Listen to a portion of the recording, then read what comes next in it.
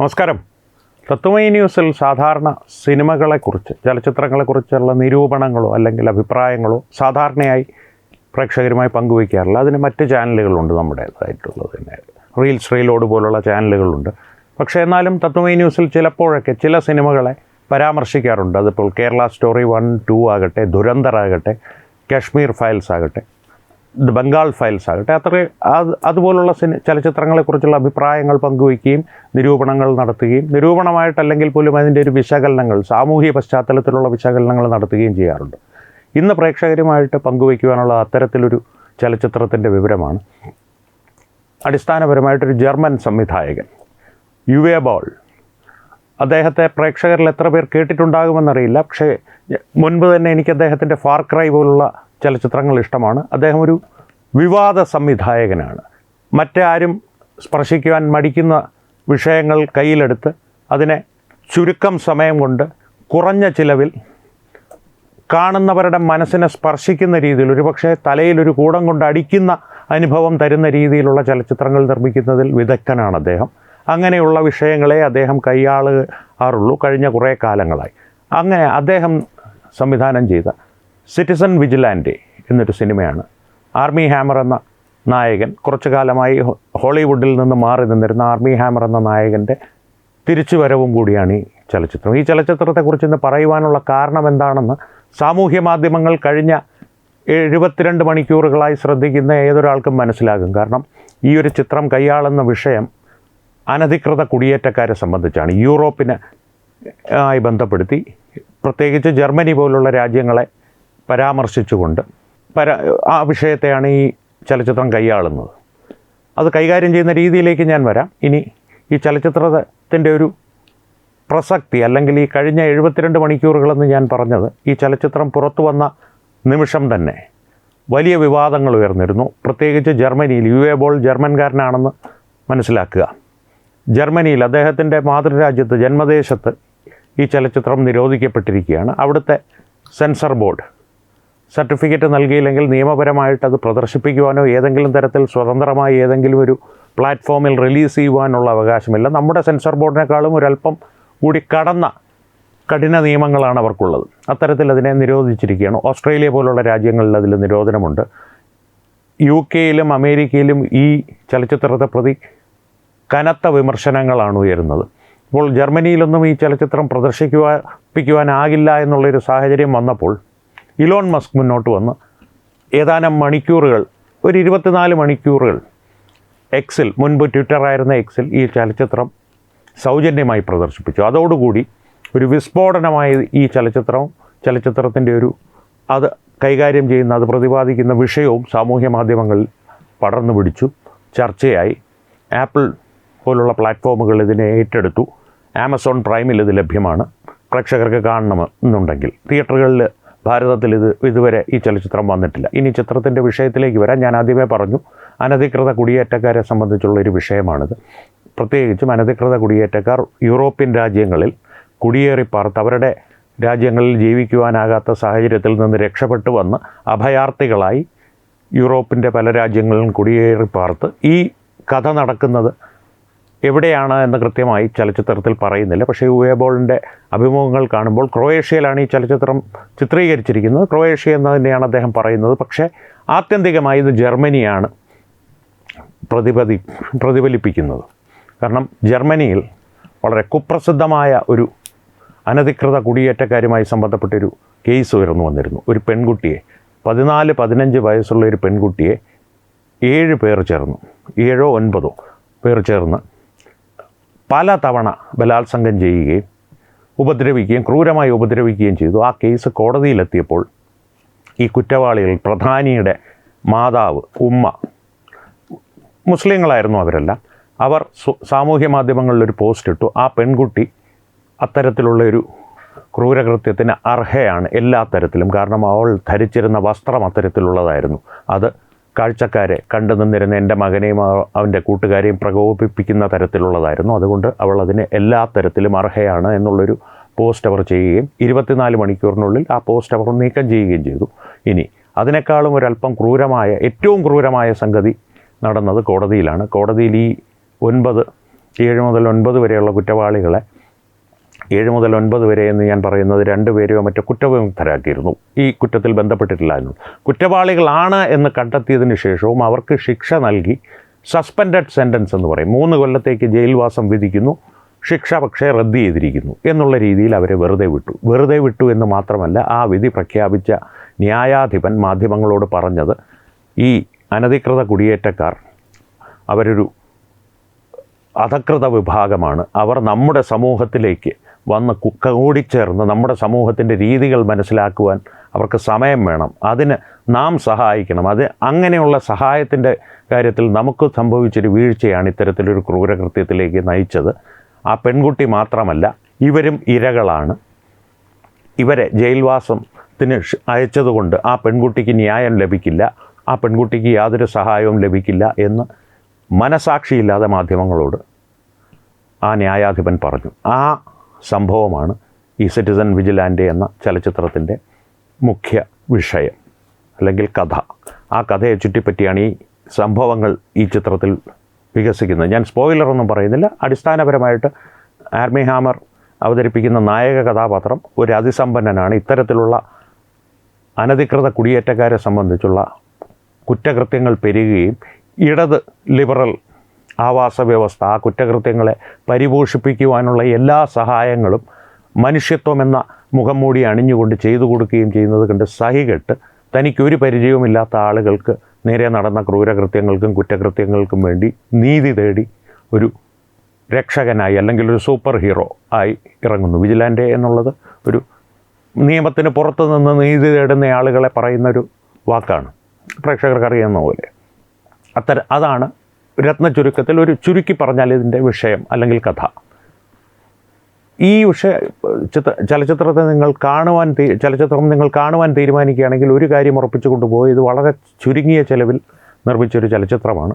അതുകൊണ്ട് തന്നെ അതിൻ്റേതായിട്ടുള്ള പാളിച്ചകൾ ചിലയിടത്ത് സീനുകളിലോ അല്ലെങ്കിൽ അതിൻ്റെ സംഭാഷണങ്ങളിലോ ഒന്നുമല്ല, ചില സെറ്റുകളൊക്കെ കാണുമ്പോൾ കുറച്ചുകൂടി ഭേദമാക്കാമായിരുന്നു എന്ന് തോന്നും. പക്ഷേ ആക്ഷൻ രംഗങ്ങളാണെങ്കിലും ഇതിലെ സംഭാഷണങ്ങളാണെങ്കിലും കൃത്യമായി ശ്രദ്ധയോടുകൂടി കാണുക, കേൾക്കുക. കാരണം ഞാൻ നേരത്തെ പറഞ്ഞതുപോലെ കൂടം കൊണ്ട് തലക്കടിച്ചൊരു അനുഭവമായിരിക്കും നിങ്ങൾക്ക് ലഭിക്കുക. അതിൽ തന്നെ ഈ സംഭവത്തിൻ്റെ ഒരു പ്രതിപാദിച്ചൊരു സംഭവം ഉണ്ടല്ലോ, ജർമ്മനിയിൽ നടന്ന സംഭവം, അതുമായി അതേപോലുള്ളൊരു സംഭവം ഇതിലുണ്ട്. അതാണ് ഇതിൻ്റെ കേന്ദ്ര ബിന്ദു, ഈ കഥയുടെ കേന്ദ്ര ബിന്ദു. ആ കഥയുമായി ബന്ധപ്പെട്ട് ഒരു ജഡ്ജിയുമായിട്ടുള്ള ഇദ്ദേഹത്തിൻ്റെ ഒരു സംഭാഷണങ്ങളും അല്ലെങ്കിൽ ഇടപെടലുകളും ആ സംഭവത്തിന് ഇരയായ പെൺകുട്ടിയുടെ വീട്ടിലൊരു ഉച്ചതിരിഞ്ഞ സമയത്ത് ഇദ്ദേഹം കയറി ചെല്ലുന്നത്, നായക കഥാപാത്രം കയറി ചെല്ലുന്നതും അവിടെ നടക്കുന്ന ഒരു മിനിറ്റുകൾ മാത്രം നീളമുള്ള സംഭാഷണങ്ങളും പ്രത്യേകം ശ്രദ്ധിക്കുക.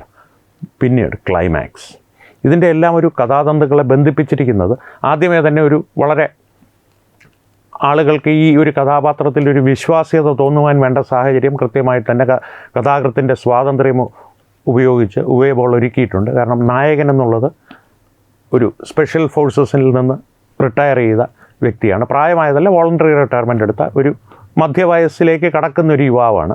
അതിസമ്പന്നനാണ് പിതാവിൻ്റെ ഭാഗത്തു നിന്ന്. നായകൻ്റെ ജീവിതത്തിൽ തന്നെ ഈ അനധികൃത കുടിയേറ്റക്കാരുമായിട്ട് ഇസ്ലാമിസ്റ്റുകളുമായിട്ട് ബന്ധപ്പെട്ടിട്ടുള്ള ഒരു ദുരന്തമുണ്ടായിട്ടുണ്ട്. ഇതെല്ലാം ചേർന്നാണ് അദ്ദേഹത്തിന് ഈ കുറ്റകൃത്യങ്ങളോട് പ്രതികരിക്കുവാനുള്ള ഒരു മനസ്സും അതിനുള്ള ശക്തിയും അതിനുള്ള സാമ്പത്തിക പിൻബലവും നൽകുന്നത്. ആ സാഹചര്യങ്ങൾ യുവേബോൾ കൃത്യമായി ഒരുക്കി വെച്ചിട്ടുണ്ട്. ഒരു കഥാകൃത്തിൻ്റെ സ്വാതന്ത്ര്യപ്പെടുത്തുക. അതിനുശേഷമുള്ള കാര്യങ്ങൾ, നടക്കുന്ന സംഭവങ്ങളെല്ലാം അല്ലെങ്കിൽ നമ്മളോട് സിനിമ പറയുന്ന കാര്യങ്ങളെല്ലാം ഒരു തരത്തിൽ അല്ലെങ്കിൽ മറ്റൊരു തരത്തിൽ യൂറോപ്പിലൊട്ടാകെ നടന്നുകൊണ്ടിരിക്കുകയാണ്. ഭാരതം ആ സാഹചര്യത്തിലേക്ക് പോകുവാനുള്ള ഒരു ഒരുക്കത്തിലുമാണ്. അത്തരത്തിലൊരു ഇടത് ആവാസ വ്യവസ്ഥ ഇവിടെയുമുണ്ട്. അവസാനിപ്പിക്കും മുമ്പേ ആ വിഷയവും നമുക്കൊന്ന് സ്പർശിച്ചു പോകാം. കഥയിലേക്ക് തിരിച്ചു വന്നാൽ അല്ലെങ്കിൽ ചലച്ചിത്രത്തിലേക്ക് തിരിച്ചു വന്നാൽ യൂറോപ്പിലൊട്ടാകെ നടക്കുന്ന ഈ സംഭവങ്ങൾ, ഞാൻ നേരത്തെ പറഞ്ഞല്ലോ, ജർമ്മനിയിലുണ്ടായ ഈ ഒരു ക്രൂര സംഭവം, മനുഷ്യത്വത്തിന് നിരക്കാത്ത ഈ സംഭവത്തിൽ അവർ കുറ്റവാളികളെല്ലാം സ്വതന്ത്രരായി പുറത്തു വന്നു എന്ന് മാത്രമല്ല, ഈ ന്യായാധിപൻ്റെ ന്യായം അതിനുമപ്പുറത്തേക്ക് കടന്നൊരു സംഭവമുണ്ടായി. ഈ കുറ്റവാളികളിൽ ഒരാളെ ഒരു ജർമ്മൻ പൗരൻ, ജർമ്മനിയിൽ ജനിച്ചു വളർന്ന തലമുറകളായി ജർമ്മൻ എന്ന് തന്നെ, ഒറിജിനൽ ജർമ്മൻ, അത്തരത്തിലുള്ളൊരു പൗരൻ, ഒരു സ്ത്രീ കണ്ടെത്തി സാമൂഹ്യ മാധ്യമങ്ങളിലൂടെ നിനക്ക് ലജ്ജയില്ലേ അങ്ങനെയുള്ളൊരു ആക്ഷേപം ഉന്നയിച്ചു. ആ സ്ത്രീയെ പോലീസ് വന്ന് പിടിച്ചു കൊണ്ടുപോയി. ലണ്ടനിലും സമാന സംഭവങ്ങൾ നടന്നിട്ടുണ്ട്. ക്രിസ്റ്റാമറിൻ്റെ കാലത്തുള്ള ഏറ്റവും വലിയ, ക്രിസ്റ്റാമർ എന്ന പ്രധാനമന്ത്രിയുടെ ഭരണകാലത്തുള്ള ഏറ്റവും വലിയ ആരോപണം ബ്രിട്ടീഷുകാർ ഉന്നയിക്കുന്നത് അതായിരുന്നു. 2.5 ലക്ഷം ബ്രിട്ടീഷ് തദ്ദേശവാസികളായ പെൺകുട്ടികളെ ഗ്രൂമിംഗ് ഗ്യാങ് എന്ന പേരിൽ പ്രണയത്തിനോ അല്ലെങ്കിൽ മയക്കുമരുന്നിനോ മറ്റെന്തെങ്കിലും അവരുടെ സാഹചര്യങ്ങളിലെ ഒരു ഗതികേടോ മുതലാക്കി അവരെ വശീകരിച്ച് ചൂഷണം ചെയ്ത് ഒരു മനുഷ്യക്കടത്തിലേക്ക് തന്നെ കൊണ്ടുപോയ, അല്ലെങ്കിൽ ഭീകരവാദ പ്രവർത്തനത്തിലേക്ക് തന്നെ ഉപയോഗിക്കുവാനായി ശ്രമിച്ച, അല്ലെങ്കിൽ അത് വിജയകരമായി ഏതാണ്ട് 35 വർഷങ്ങളോളം ഈ പ്രവർത്തികൾ കൈയാളിയിരുന്ന ഗ്രൂമിംഗ് ഗ്യാങ്ങിനെ പിടികൂടി തുടങ്ങിയപ്പോൾ അതിനെതിരെ സാമൂഹ്യ മാധ്യമങ്ങളിൽ വിമർശനമുന്നയിച്ച, പിടികൂടിയതിനെതിരെ അല്ല, അവർക്കെതിരെ, ഗ്രൂമിംഗ് ഗ്യാങ്ങിനെതിരെ വിമർശനമുന്നയിച്ച വ്യക്തികളെ പോലീസുകാർ തിരഞ്ഞു പിടിച്ച് ഉപദ്രവിച്ചിരുന്നു. അവരുടെ പേരിൽ കേസ് ചാർജ് ചെയ്യുകയും ഹറാസ് ചെയ്യുക എന്ന് പറയില്ലേ, ഒരുപാട് നിരന്തരം പിന്തുടർന്ന് ഉപദ്രവിക്കുക എന്ന് പറയില്ല, ആ രീതിയിലുള്ള നിയമ നടപടികൾ നമ്മുടെ സമൂഹത്തിൻ്റെ ഭാഗത്തു നിന്നുണ്ടാകുമ്പോൾ സിറ്റിസൺ വിജിലാൻറ്റയിൽ നായകൻ പറയുന്നത് പോലെ ജനങ്ങൾ ഉണർന്നതിനെതിരെ പ്രവർത്തിക്കണം. ഇടത് ആവാസ വ്യവസ്ഥയും ഇസ്ലാമിസ്റ്റുകളെയും വലിച്ചു കീറി ഒട്ടിക്കുന്നുണ്ട് സിനിമയിൽ. ന്യായാധിപനുമായിട്ടുള്ള ഇദ്ദേഹത്തിൻ്റെ ഇടപെടലിൻ്റെ കാര്യം ഞാൻ പറഞ്ഞല്ലോ നേരത്തെ. വളരെ മനുഷ്യത്വരഹിതമായി അവർ ഈ കുറ്റവാളികളും ഇരകളാണെന്ന് പ്രഖ്യാപിച്ച ന്യായാധിപൻ, അയാളോടുള്ള ഇടപെടലിൽ ഈ നായകൻ കൃത്യമായി പറഞ്ഞു വയ്ക്കുന്നുണ്ട്, നിങ്ങളാണ് ഈ സമൂഹത്തിൻ്റെ ക്യാൻസർ. കാരണം ഇത്തരത്തിലുള്ള കുറ്റവാളികളെ, ഈ അഭയാർത്ഥികളായി വന്നിവിടെ കുറ്റകൃത്യം ചെയ്യുന്നവർ അവരുടെ രാജ്യത്തുള്ള ഏറ്റവും മോശപ്പെട്ട ഭീകരവാദികളെന്ന് തന്നെ വിളിക്കാവുന്ന വ്യക്തികളാണ്. അവർ ഇരകളല്ല, അവർ നമ്മുടെ സമൂഹത്തെ നശിപ്പിക്കുവാൻ വന്ന ശക്തികളാണ്. അവർക്കെതിരെയാണ് ഞാൻ പ്രവർത്തിക്കുന്നത്. ഈ നായകനിടയ്ക്കിടെ സമൂഹ മാധ്യമങ്ങളിൽ ആളെ മനസ്സിലാകാത്ത രീതിയിൽ വീഡിയോകൾ സംപ്രേഷണം ചെയ്യും. ആ വീഡിയോകളിൽ അദ്ദേഹം പറയുന്നത്, ജനങ്ങളോട് പറയുന്നത്, ഞാനിത് നിങ്ങൾക്ക് വേണ്ടിയിട്ടാണ് ചെയ്യുന്നത്, ഞാനിത് തുടർന്നു കൊണ്ട് തന്നെ ഇരിക്കും, നിങ്ങൾ ഉണർന്നെഴുന്നേറ്റ് ഇത്തരത്തിലുള്ള അനധികൃത കുടിയേറ്റക്കാർക്കെതിരെ പ്രതികരിക്കുന്നത് വരെ. എന്നാൽ 2-3 കാര്യങ്ങൾ കൂടി പറഞ്ഞ് അവസാനിപ്പിക്കാം. ഈ ചലച്ചിത്രം നിങ്ങൾ കാണുകയാണെങ്കിൽ, ആമസോൺ പ്രൈമിലോ മറ്റോ കാണുകയാണെങ്കിൽ കുട്ടികളുമായിരുന്നു കാണരുത്. വളരെയധികം വയലൻസ് ഉണ്ട് ഇതിൽ, വളരെ ഗ്രാഫിക് വയലൻസ് എന്ന് പറയില്ലേ, രക്തരൂക്ഷിതമാണ് ചലച്ചിത്രം. പിന്നെ ഇതിൻ്റെ ഒരു വിഷയം അത്ര സരളമായി കാണേണ്ട, കുട്ടികൾ കാണേണ്ട ഒന്നല്ല, കുറച്ചൊരു തിരിച്ചറിവുള്ള പ്രായത്തിൽ കാണേണ്ട ഒരു ചലച്ചിത്രമാണ്. എന്നാൽ ഇതിൻ്റെ വിഷയത്തെ സംബന്ധിച്ചുള്ള ചർച്ചകൾ കുട്ടികളുമായി ചെയ്യേണ്ടതും അത്യാവശ്യമാണ്. അതിന് നമ്മൾ ആദ്യം ഈ ചലച്ചിത്രം കാണുക എന്നുള്ളൊരു പ്രാഥമിക കർമ്മം ചെയ്യണം. ഇനി ഭാരതത്തിലേക്ക് ഇതിൻ്റെ സംബന്ധിയായിട്ടുള്ള വിഷയം വന്നു കഴിഞ്ഞാൽ, ഞാൻ നേരത്തെ പറഞ്ഞല്ലോ, ഇടത് ആവാസ വ്യവസ്ഥ ഇസ്ലാമിസ്റ്റുകളുടെ പിന്തുണയായി ഇവിടെയുമുണ്ട് എന്നുള്ളത്.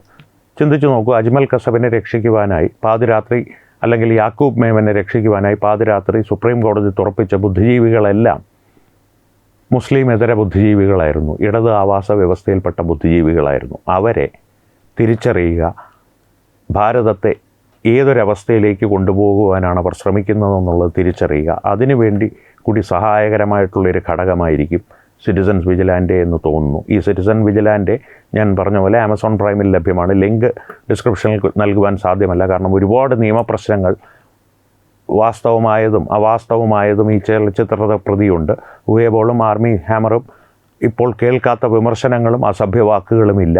ഇലോൺ മസ്ക് മുന്നിട്ടിറങ്ങിയതുകൊണ്ട് മാത്രം സാമൂഹ്യ മാധ്യമങ്ങളിൽ ഈ വിഷയം ഒരു വിസ്ഫോടനമായി പടർന്നതുകൊണ്ടും ഇപ്പോഴും അതിനെ സംബന്ധിച്ചുള്ള ചർച്ചകൾ, ചലച്ചിത്രത്തിനും അപ്പുറം, ചലച്ചിത്രത്തിൻ്റെ ഒരു നിർമ്മിതിയിലെ ഒരു മികവിനും അപ്പുറം ആ വിഷയത്തിൻ്റെ പ്രസക്തി ആളുകൾ ചർച്ച ചെയ്തു തുടങ്ങി. അടിസ്ഥാനപരമായി ഒരു കാര്യം മാത്രം മനസ്സിലാക്കുക, മ്യാൻമറിൽ നിന്നോ റോഹിംഗ്യയിൽ നിന്നോ കുടിയേറി വരുന്നവർ നല്ലവരല്ല, നിസ്സഹായരല്ല. ചാർലി ഹെബ്ദോ പറഞ്ഞതുപോലെ, ചാർലി ഹെബ്ദോ മാഗസീനെ ഓർമ്മയുണ്ടാവും പ്രേക്ഷകർക്ക്, ഓർമ്മയില്ലാത്തവരൊന്ന് തിരഞ്ഞു നോക്കുക, അതിനെക്കുറിച്ച് കേട്ടിട്ടില്ലാത്ത പുതുതലമുറയും ഒന്ന് തിരഞ്ഞു നോക്കുക. മുഹമ്മദിൻ്റെ ചിത്രം വരച്ചതിന് ഭീകരവാദികളുടെ ഭീകരാക്രമണത്തിൽ വലിയ വില നൽകേണ്ടി വന്ന മാഗസീൻ, ഒരു സറ്റയർ മാഗസീനാണ്. ഒരു ഹാസ്യാത്മകമായി സാമൂഹ്യ പ്രശ്നങ്ങളെ വിമർശിക്കുന്ന ഒരു മാഗസീനാണ്. ആ മാഗസീനിൽ അയലൻ കുർദി എന്ന കുട്ടിയുടെ മരണത്തെ സംബന്ധിച്ച് അവരൊരു വിമർശനാത്മക കാർട്ടൂൺ പ്രസിദ്ധീകരിച്ചിരുന്നു. അയലൻ കുർദി മരിച്ചത് നന്നായി, കുടിയേറ്റക്കാരനായിരുന്നു അയലൻ കുർദി, കൊച്ചു കുഞ്ഞായിരുന്നു. ആ കുട്ടി കടപ്പുറത്ത് മരിച്ചു കിടക്കുന്ന, അല്ലെങ്കിൽ മരണപ്പെട്ട് കിടക്കുന്ന ചിത്രം കൊണ്ട് അഭയാർത്ഥികളുടെ ഒരു ഒഴുക്ക് തന്നെ യൂറോപ്പിലേക്ക് സൃഷ്ടിക്കുവാൻ ഇത്തരത്തിലുള്ള ജിഹാദികൾക്കായി. അതിനെ പരാമർശിച്ചുകൊണ്ട് ചാർലി ഹെബ്ദോ പറഞ്ഞത്, അയലൻ കുർദി മരിച്ചു പോയത് നന്നായി, ഒരുപക്ഷെ ജർമ്മനിയിൽ കുടിയേറിപ്പാർത്ത് ഒരു അനധികൃത കുടിയേറ്റക്കാരനായിട്ടോ അല്ലെങ്കിൽ ജർമ്മനി ഇരുകൈയും നീട്ടി സ്വീകരിച്ച ഇത്തരത്തിലുള്ള കെട്ട ഘടകങ്ങളായിട്ടോ ജർമ്മനിയിൽ അയലൻ കുർദി വാണിരുന്നെങ്കിൽ വളർന്നു വരുമ്പോൾ അയാളും അല്ലെങ്കിൽ അയലൻ കുർദിയും ഒരുപക്ഷെ ഇത്തരത്തിലുള്ള ഭീകരവാദികളെപ്പോലെ പെൺകുട്ടികളെ ഉപദ്രവിക്കുന്ന വ്യക്തികളായി മാറിയേനെ. പെൺകുട്ടികളെ ഉപദ്രവിക്കുന്ന വ്യക്തികളുടെ കാര്യത്തിലുള്ള തീരുമാനമാണ് സിറ്റിസൺ വിജിലാൻറ്റയിലെ ക്ലൈമാക്സ്. സിറ്റിസൺസ് വിജിലാൻറ്റയുടെ ക്ലൈമാക്സ് വളരെ ഒരല്പം ക്രൂരമായി തോന്നും. ഒരുപക്ഷെ നായകൻ്റെ ഒരു സിനിമയുടെ ഒരു രണ്ടാം പകുതി എന്ന് പറയുമല്ലോ, ആ രണ്ടാം പകുതിയിലുള്ള ചില പ്രവർത്തനങ്ങൾ ഒരല്പം ക്രൂരമായി തന്നെ നമുക്ക് അനുഭവപ്പെട്ടേക്കാം. അത് ഈ കുറ്റകൃത്യം ചെയ്യുന്നവരോട് അതിന് സഹായകമായി നിൽക്കുന്ന ഇടത് ആവാസ വ്യവസ്ഥയോട് മാത്രമല്ല, ചിലപ്പോൾ ഒരു സാമാന്യ ജനങ്ങളോടും ചെറിയ രീതിയിൽ അദ്ദേഹം ഒരല്പം ക്രൂരമായി പെരുമാറാറുണ്ട്. അത് അദ്ദേഹത്തിൻ്റെ ഒരു മാനസികാവസ്ഥ. അത്തരത്തിലുള്ള മാനസികാവസ്ഥയിലുള്ളവർക്കേ അത് ഇത്തരത്തിലുള്ള കടന്ന കൈകൾ നീതിക്കായി ചെയ്യുവാൻ സാധിക്കുള്ളൂ. എന്നിരുന്നാലും ഒരു കാര്യം സിറ്റിസൺ വിജിലാൻറ്റെ ഉറപ്പിക്കുന്നുണ്ട്: എല്ലാവരും ആയുധമെടുത്ത് ഇത്തരത്തിലുള്ള അനധികൃത കുടിയേറ്റക്കാരെ കൊന്നുകളയണം അല്ലെങ്കിൽ അവരെ നേരിടണമെന്നല്ല ചിത്രം പറഞ്ഞു വയ്ക്കുന്നത്. അത്തരത്തിലുള്ള ഒരാൾ സമൂഹത്തിൽ ഉണ്ടാകാതിരിക്കാൻ സാമൂഹികമായി ജനാധിപത്യപരമായി നമ്മുടെ സംസ്കാരത്തെയും സമൂഹത്തിൻ്റെ ഒരു ജീവിത രീതിയെയും സംരക്ഷിക്കുന്ന തരത്തിൽ സമൂഹത്തിലെ ഓരോ വ്യക്തിയും പെരുമാറി തുടങ്ങിയാൽ ഇത്തരത്തിലുള്ള വിജിലാൻറ്റകളുടെ ആവശ്യമുണ്ടാകില്ല എന്നൊരു സന്ദേശമാണ് ഈ ചലച്ചിത്രത്തിൽ അന്തർലീനമായി കിടക്കുന്നത്. അപ്പോൾ പ്രേക്ഷകർ ഈ ചലച്ചിത്രം തീർച്ചയായും കാണുവാൻ ശ്രമിക്കുക. നമ്മുടെ സമൂഹത്തിനും ഇത്തരത്തിലുള്ള സന്ദേശങ്ങൾ ആവശ്യമാണ്. കേരള സ്റ്റോറി പോലുള്ള ചലച്ചിത്രങ്ങളെ പലരും അവഗണിച്ചിട്ടുണ്ടാവും. അതുപോലെ അവഗണിക്കരുത് ഈ ചലച്ചിത്രത്തെ. ഒപ്പം ഈ പറഞ്ഞ കേരള സ്റ്റോറി ആണെങ്കിലും, കേരള സ്റ്റോറി 2 ആണെങ്കിലും, കശ്മീർ ഫയൽസ് ആണെങ്കിലും, ദുരന്തർ ആണെങ്കിലും, ബംഗാൾ ഫയൽസ് പ്രത്യേകിച്ചും, ബംഗാൾ ഫയൽസ് പലരും കണ്ടിട്ടുണ്ടാവില്ല. ഇവയെല്ലാം ഇപ്പോൾ സാമൂഹ്യ മാധ്യമങ്ങളിൽ, പ്ലാറ്റ്ഫോമുകളിൽ, OTT പ്ലാറ്റ്ഫോമുകളിൽ ലഭ്യമാണ്. അവയെല്ലാം കാണുവാൻ ശ്രമിക്കുക.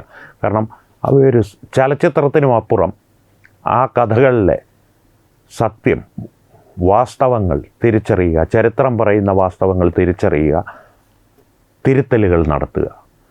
അത്രയേ നമുക്ക് ചെയ്യുവാൻ സാധിക്കുകയുള്ളൂ. അല്ലെങ്കിൽ സിറ്റിസൺ വിജിലാൻറ്റെ പോലുള്ള ചലച്ചിത്രങ്ങൾക്ക് ഒരർത്ഥവുമില്ലാതെ പോവും. ഒരു പക്ഷേ കൂടുതൽ അപകടകരമായൊരു സാഹചര്യം സിറ്റിസൺ വിജിലാൻറ്റയിലെ പോലൊരു കഥാപാത്രം നമ്മുടെ സമൂഹത്തിൽ നിന്ന് ഉയർന്നു വന്നേക്കാം. സിനിമയിൽ ആ നായകന് ഒരു മോറൽ കോഡുണ്ട്.